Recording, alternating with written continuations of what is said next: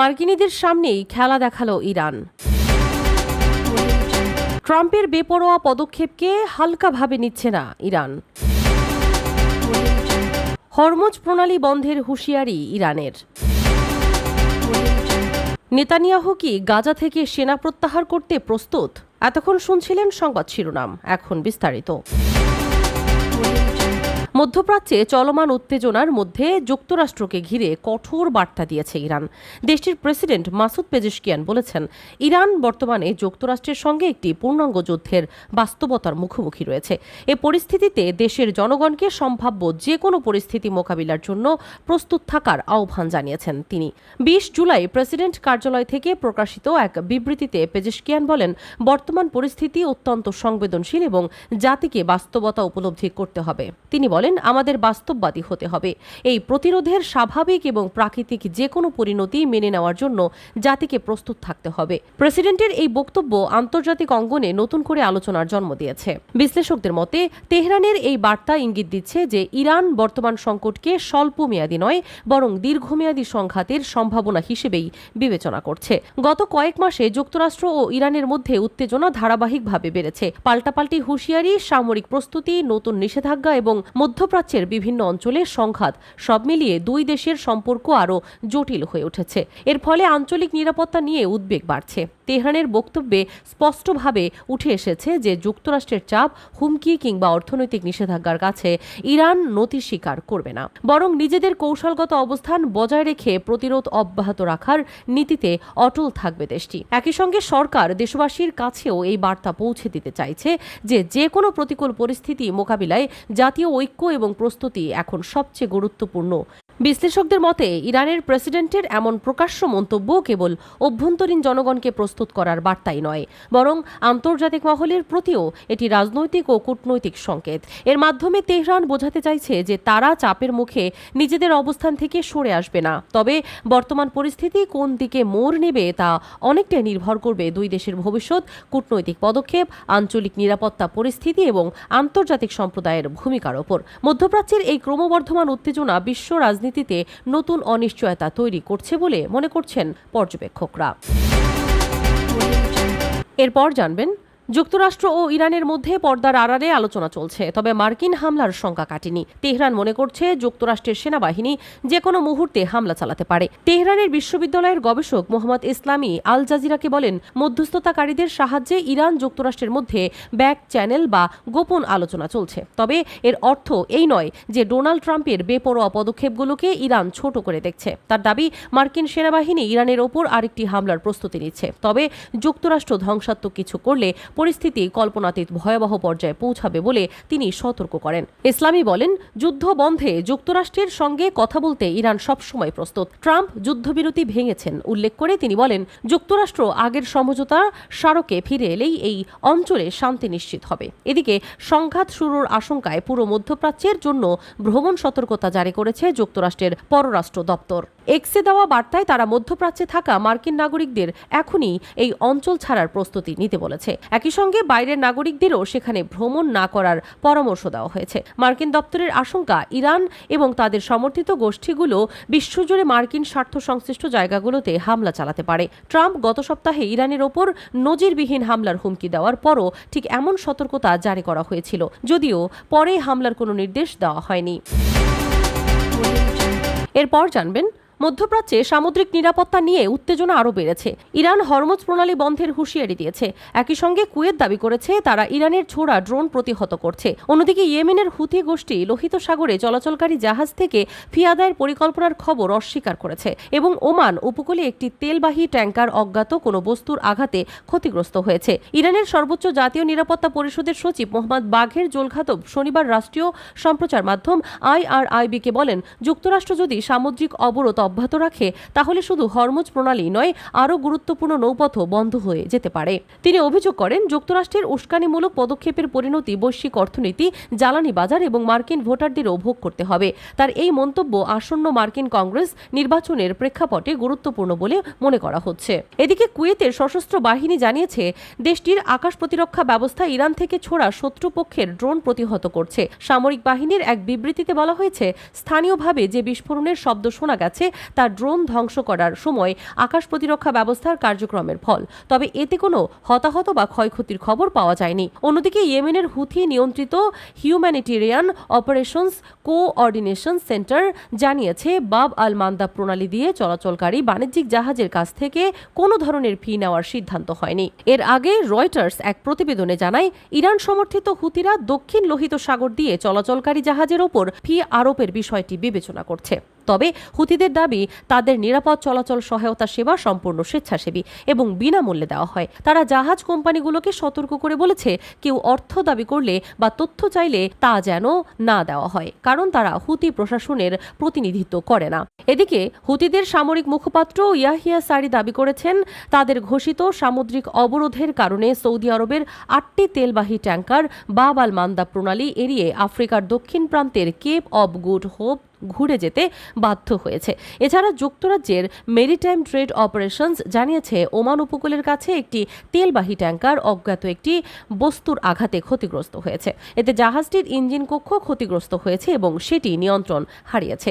ঘটনাটি ওমানের লিমা উপকূল থেকে প্রায় 11 নটিক্যাল মাইল উত্তর পূর্বে ঘটেছে। ইউকে এমটিও জানিয়েছে, হামলার কোনো হতাহত বা পরিবেশগত ক্ষয়ক্ষতির খবর পাওয়া যায়নি।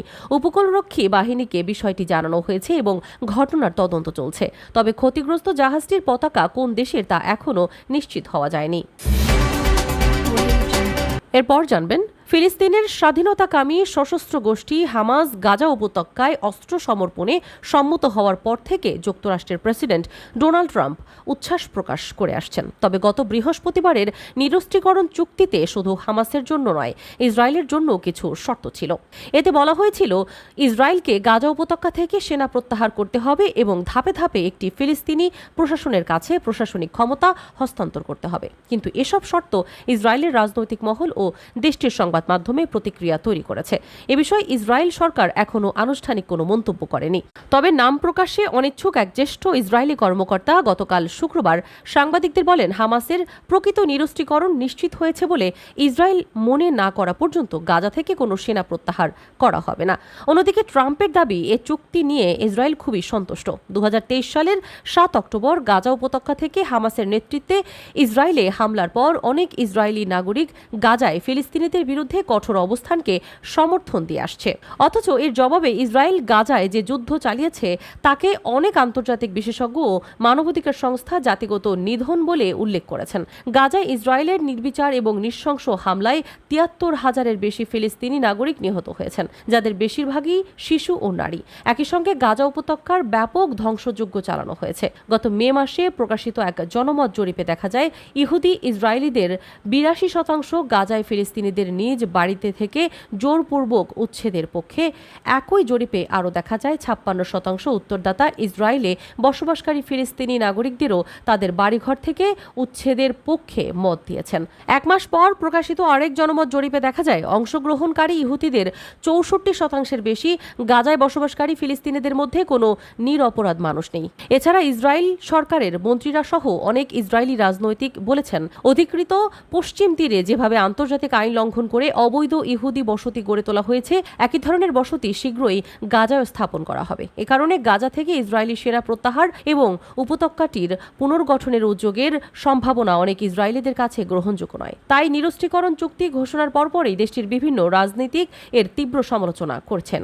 ইসরায়েলের উগ্র ডানপন্থী জাতীয় নিরাপত্তা মন্ত্রী বিতর্কিত ইতামার বেন গভীর এ চুক্তিকে অগ্রহণযোগ্য বলে উল্লেখ করেছেন। সামাজিক যোগাযোগ মাধ্যমে দেওয়া এক পোস্টে বেন গভীর লিখেছেন, হত্যাকারীদের লক্ষ্য করে অভিযান বন্ধ করার প্রতিশ্রুতি দেওয়ার অর্থ হামাসকে পরবর্তী জাতিগত নিধনের জন্য নিজেদের সংগঠিত হওয়ার সুযোগ।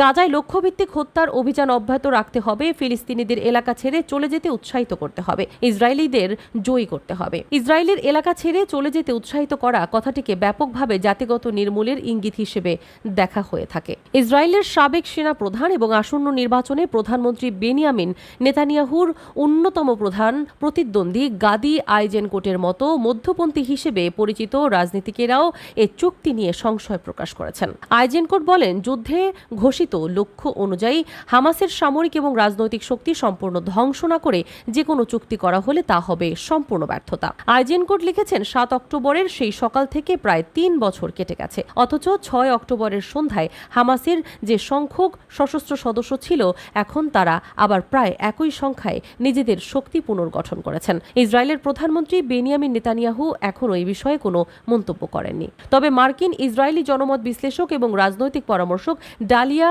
শেইনলিন বলেন, সামনে নির্বাচন থাকায় এই ইস্যুতে নেতানিয়াহুর জন্য রাজনৈতিক ঝুঁকি অনেক বেশি, কারণ তার বিরুদ্ধে দুর্নীতির একাধিক মামলা চলমান।